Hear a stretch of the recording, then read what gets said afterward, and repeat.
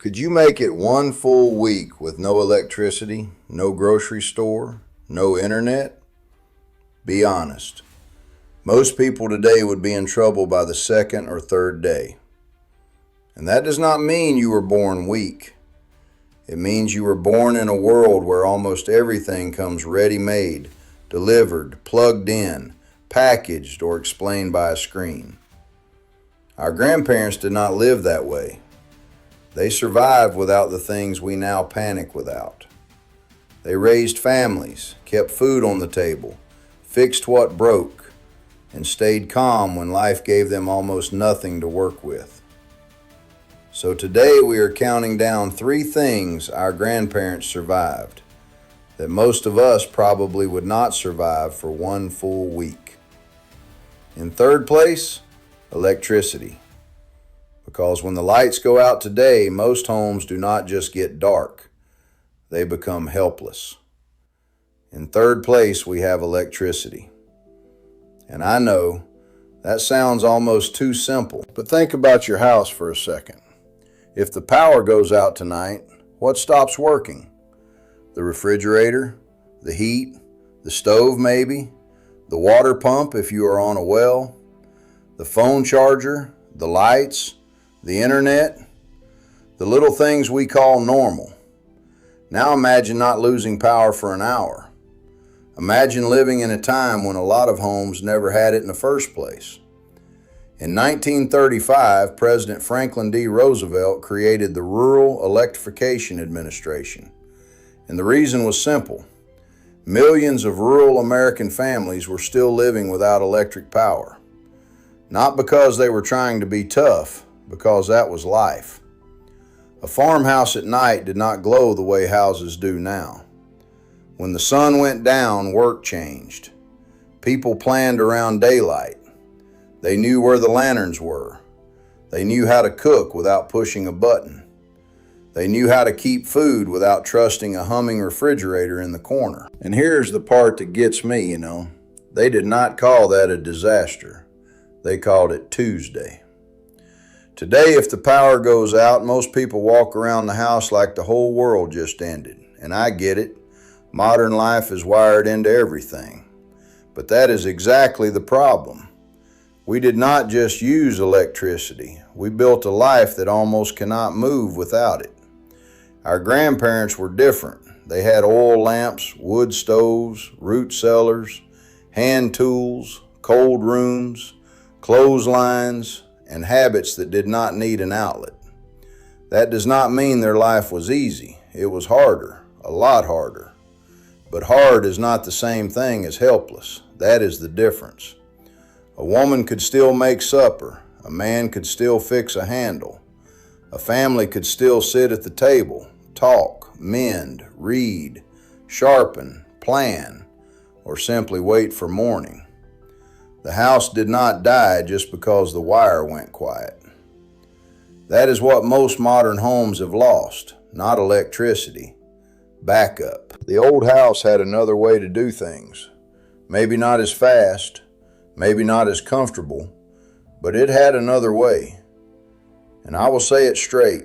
If one storm can take away your heat, your food, your light, your communication, and your sense of control, then the storm did not make you fragile. It exposed how fragile the system around you already was. Our grandparents understood that without using those words. They did not need a survival manual to know darkness was coming every night. So they lived in a way that did not fall apart when it did. That is the third thing they survived. A life where electricity was not guaranteed. And in second place, we get to something even more dangerous. Food. Because when the grocery store is full, people feel safe. But when the shelves are empty, most families find out how little food they actually control. And in first place, we have the internet. Now I know that sounds strange, because folks lived without the internet for most of history. That part is obvious. But that is not what I mean. What I mean is this. Our grandparents lived in a world where the answer was not always waiting in their pocket. If something broke, they had to look at it.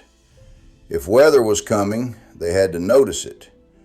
If food was running low, they had to think ahead before the problem reached the table. That kind of life made people pay attention. And I think modern life has stolen more attention from us than we like to admit. A man today can stand beside a broken fence with 1,000 tutorials available and still feel helpless if his phone dies. But your grandfather might have walked up to that same fence, stared at it for a minute, pulled an old nail from a coffee can, and fixed enough of it to hold until morning. Not perfect, not pretty, but useful. That was the difference. He was not waiting for the world to explain the problem to him. He had already spent a lifetime learning how things worked. And your grandmother was the same way. She did not need a screen to tell her when dough felt wrong. She knew because her hands remembered. She knew because somebody had shown her years before, in a kitchen that probably smelled like flour, wood smoke, and something simple cooking on the stove. That is the part we forget. Knowledge used to live inside people, inside hands, inside memory, inside the old woman who could stretch a meal without making a speech about it, inside the old man who could hear a tool hit the floor and know something had snapped that should not have snapped. Today, knowledge often lives somewhere else, in a phone, in a search box, in a video we saved but never practiced. And I am not against that. I use it too. Fine. But there is a difference between having access to knowledge and actually carrying it.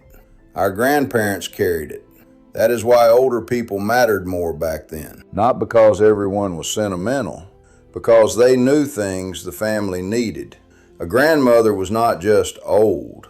She was the recipe book, the medicine cabinet, the calendar for planning, the warning before waste, the memory of the last hard year. A grandfather was not just a man sitting on the porch. He was the repair manual, the weather report, the tool shed, the quiet voice that said, "No, don't throw that out yet.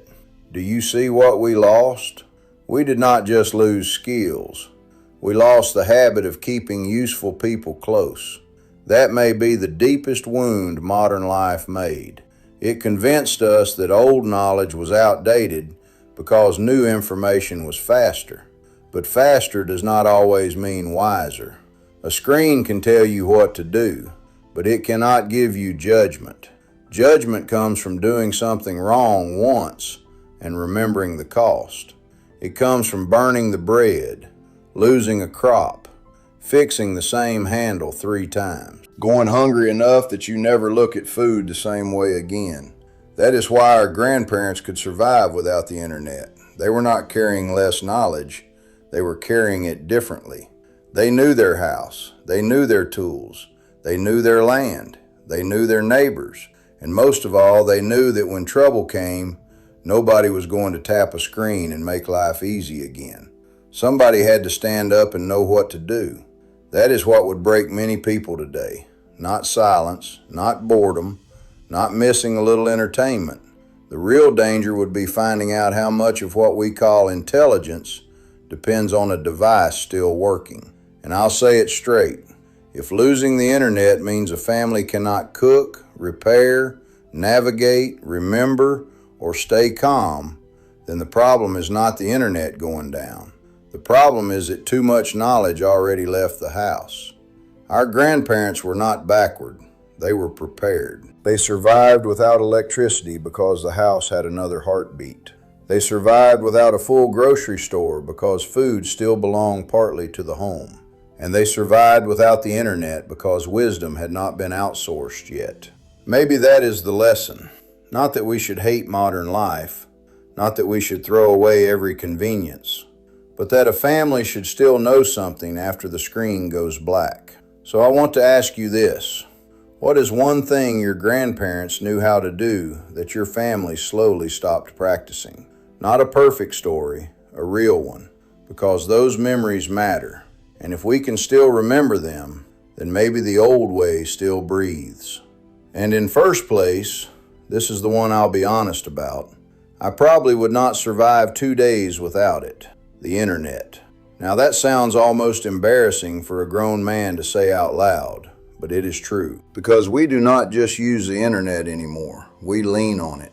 When something breaks, we look it up. When we get lost, we follow the map. When we do not know what to cook, we search for a recipe.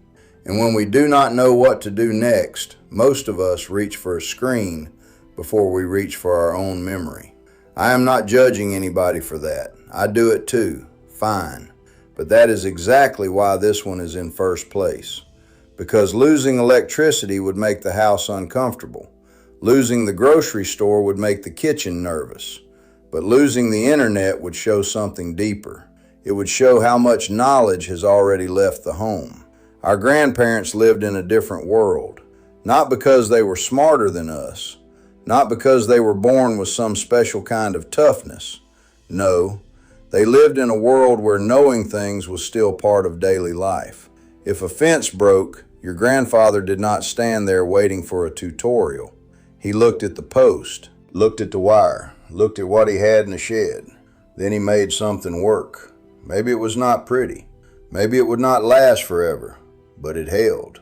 And sometimes that was all a family needed, a thing that held.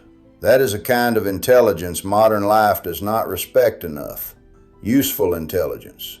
The kind that can look at a problem and say, well, it ain't dead yet. Some of you had a grandfather like that. A man with a coffee can full of screws, bent nails, washers, bolts, and little pieces of metal nobody else could identify. To a child, it looked like junk. To him, it was options. That coffee can was his search engine, and he knew how to use it. Your grandmother had her own version too. Maybe it was in the kitchen. She could touch dough and know if it was wrong. She could look at leftovers and already see tomorrow's meal. She could open a pantry and understand what the family could get through before anybody else started worrying. No app told her that. Her hands remembered. Her mother had shown her. Hard years had taught her. That is what we keep forgetting. Knowledge used to live inside people, inside habit, inside memory, inside the old woman who could make something out of almost nothing, inside the old man who could fix a thing 3 different ways before he ever thought about buying another one. And I'll say it straight, there is a big difference between having access to knowledge and actually carrying it. Modern life gave us access. Our grandparents carried it. That is why elders mattered differently back then. They were not just old people sitting in the corner. They were memory. They were warning. They were judgment. A grandmother saying, "Save that jar." A grandfather saying, "Don't throw that handle away yet." A neighbor saying, "Wait until the frost is done." Simple words. But those words came from years, from mistakes, from hard winters, from empty pockets, from meals that had to stretch farther than anybody wanted to admit. That is judgment. And judgment is not the same thing as information. Information can tell you what somebody else did. Judgment tells you what will work in your house, with your tools, with your weather, and with the hands you actually have. That is what our grandparents had to build, one hard season at a time. Today, the screen can go black, and a person can be standing in his own house, surrounded by tools, food, neighbors, and memories, and still not know the next step. That is the part that scares me. Not the silence, not the boredom, not missing the news. The real danger is realizing that too much knowledge already left the house. And maybe that is one of the saddest things modern life has done. It did not only pull us away from old skills, it pulled us away from the people who still had them. Too many families had someone like that. An old man who could fix nearly anything. An old woman who could make a meal out of what looked like nothing. A mother who knew how to stretch food without making the house feel poor. A father who could look at the sky and know the day was changing. And we thought those people were just old-fashioned. Then they passed. And suddenly the house got quieter. not just because they were gone, but because a whole library left with them. That is what the internet cannot replace. It can give you information, but it cannot give you your grandfather's judgment. It cannot give you your grandmother's hands. It cannot give you the memory of a family that had already survived the thing you are afraid of. That is why this is in first place. Because electricity is power, food is survival, but knowledge is what tells you what to do with both. Our grandparents survived without the internet because wisdom had not been outsourced yet. It still sat at the kitchen table. It still stood in the shed. It still walked through the garden. It still rested in the hands of people who had done hard things long enough to stop bragging about them. And no, I am not saying we should hate modern life. I am not saying throw the internet away. I am using it right now to talk to you. But I am saying this: if all your knowledge needs a signal, then your knowledge is not really home yet. It is borrowed, and borrowed knowledge can disappear real fast. Our grandparents were not backward. They were prepared. They survived without electricity because the house had another way to function. They survived without a full grocery store because food still belonged partly to the home. And they survived without the internet because wisdom still lived in people. Maybe that is the lesson. Not that we need to go back and suffer. Not that the past was perfect. It was not. But maybe a family should still know something after the screen goes black. Maybe a house should still have a few answers inside it.